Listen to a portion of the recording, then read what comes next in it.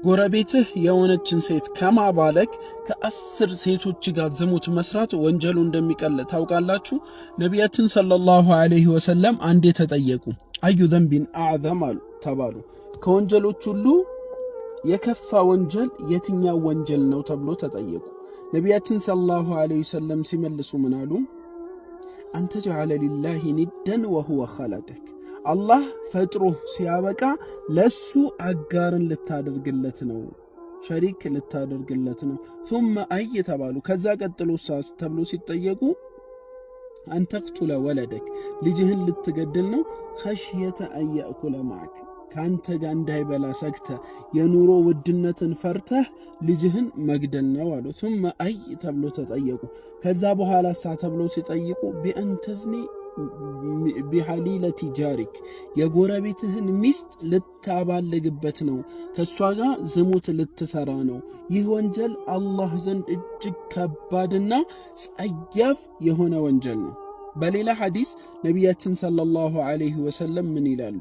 ቢአን የዝኒ ያሉ ሚን አሸሪ ኒስዋ፣ ከ10 ሴቶች ጋር ዝሙት ቢያደርግ ወንጀሉ ይቀልለታል ከጎረቤቱ ሚስት ወይ ከጎረቤቱ ሰው እህት ከጎረቤቱ ሰው ልጅ ጋር ዝሙት ከሚሰራ 10 ሌላ ሴቶች ጋር ዝሙት ቢሰራ ወንጀሉ ይቀላል።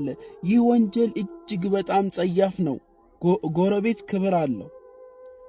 ጎረቤትህ ያምናሃል በቤተሰቦቹ፣ በንብረቱ፣ በልጆቹ። ስለዚህ እንደዛ እያመነ ከሱ ሚስት ጋር ከሱ ልጆች ጋር ዝሙት ከምሰራ ከ10 ሴቶች ጋር ዝሙት ብትሰራ ወንጀሉ ይቀላል ይላሉ ነቢያችን ሰለላሁ ዐለይሂ ወሰለም። በሌላ ሐዲስ ነቢዩ ሰለላሁ ዐለይሂ ወሰለም ምን ይላሉ? አንድ የሙጃሂድን ሰው ሴት ያባለገ ሰው ዝሙት የሰራባት ሰው በሚስቱ ላይ የቂያማ ቀን አላህ ያን ሰው ያመጣዋል። ምን ይለዋል? ኹዝ ሚን ሐሰናቲሂ ማ ሽእት ይባላል። ያ ሰው ይህ ሰው በዱንያ ላይ ያለ ሚስትህን አባልጎብሃል፣ ከመልካም ስራው የፈለግከውን ውሰድ ይባላል ያ ሙጃሂዱ። ከዛ ነቢያችን ሰለላሁ ዐለይሂ ወሰለም ይህን ሐዲስ ተናግረው አላህ ውሰድ ከሐሰናቱ የፈለግከውን ብሎ ፈቅዶለት እሚተውለት የሚያስቀርለት ይመስላችኋል ብሎ ጠየቁ። በዛ በጭንቅ ቀን አንድ ሐሰናት በሚፈለግበት ቀን ሐሰናትን ያስቀርለታል ወይ? በፍጹም አያስቀራለትም፣ ይወስድበታል ሙሉ ሐሰናቱን። እና በተለይ በባለትዳር ሴቶች ላይ ዝሙት መስራት እጅግ በጣም ከባድ ወንጀል ነው። በጣም ከባድና ጸያፍ ወንጀል ነው። ዘርን ያበላሻል፣ የባልን ክብር ያጎድፋል። ዝሙት ከአላህ ሐቅ ጋር የተገናኘ ነው። እዚህ ባለትዳር ስትሆን ደግሞ ከባሏም ሐቅ ጋር የተገናኘ ወንጀል ይሆናል። በይሐቂ በአንድ ኪታባቸው ላይ ምን ይላሉ? አንዲት የባለ ትዳርን ሴት ያባለገ ሰው ቀብር ውስጥ የዱንያን ሰው ግማሽ ቅጣት ይቀጣሉ።